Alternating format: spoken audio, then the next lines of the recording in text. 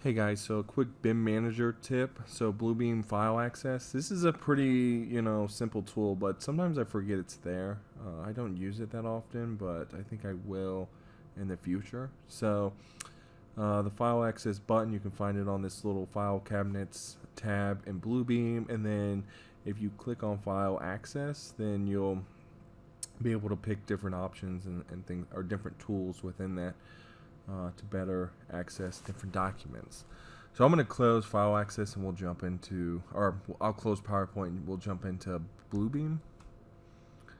So Bluebeam, oh, real quick, I found this 101 Revit tips or 101 Revit tips version 2.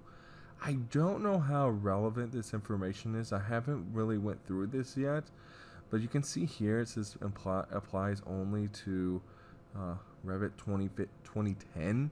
There's some 28 down here, so I have no idea what the heck that is, because it's weird to me because somebody just posted about it in LinkedIn. This guy, you can see here that he posted about it, saying that he's going to add information to it and stuff like that. So I don't know. Check his site out, read the document, see maybe if there's any relevant information.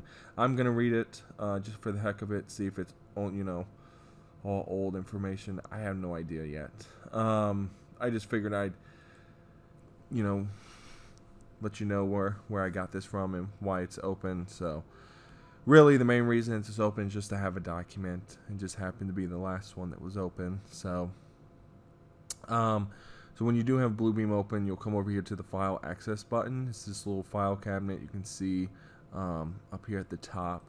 I don't think it's one of those buttons that you can actually hide. It might be. Yeah, it doesn't seem like it allows you to hide it. It hides it, but then it goes away. So maybe if we, yeah. So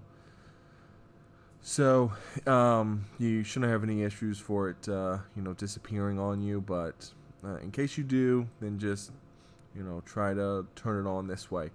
So after you click that, you can see this dialog window kind of pops up with some generic information, or not generic, but all the information from it's just a browsing window pretty much. And you can see it just says explore, so that's what it's at right now. Generally it's at the recent file, so when you do come to this, you'll see default it'll jump to this recent file, and this is all the files that you recently opened. Pretty straightforward, but it's nice to know, because especially if you just opened a bunch of documents, you close them and you can't remember where the heck they are, open up Bluebeam, and then boom, you can open up all those. If you did close out Bluebeam, you also have this option as well, reopen files from last session. And if you hover over it, you can see reopen files from last session pops up down there at the bottom of that white dialog box, and then it gives you some paths on different things. So you can see I opened up Revit Basics, BIM Basics, Hive Training, and then Revit Essentials. So it's just some internal documents that I have at DLR Group. So, but yeah, if I clicked on that, it would reopen all those. So that's, a nice thing to kind of know, especially if you worked on a bunch of stuff. You don't have to go out and browse, in your file explorer. You have that option to open them all up.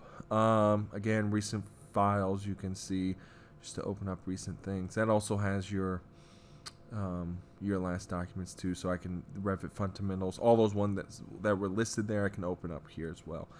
Explorer just allows you to explore for documents. So this is no different than what you would see in File Explorer, except for you're doing it internally within Bluebeam. It seems to be a big thing for Bluebeam to try to keep everything in its interface, to keep you from going out to a whole bunch of different places. Try to consolidate a lot of that stuff down into their platform. I think you can also open up web links in here, and it'll open up a new tab up here at the top. It'll keep you, kind of stuck in their interface. I'm not a fan of that.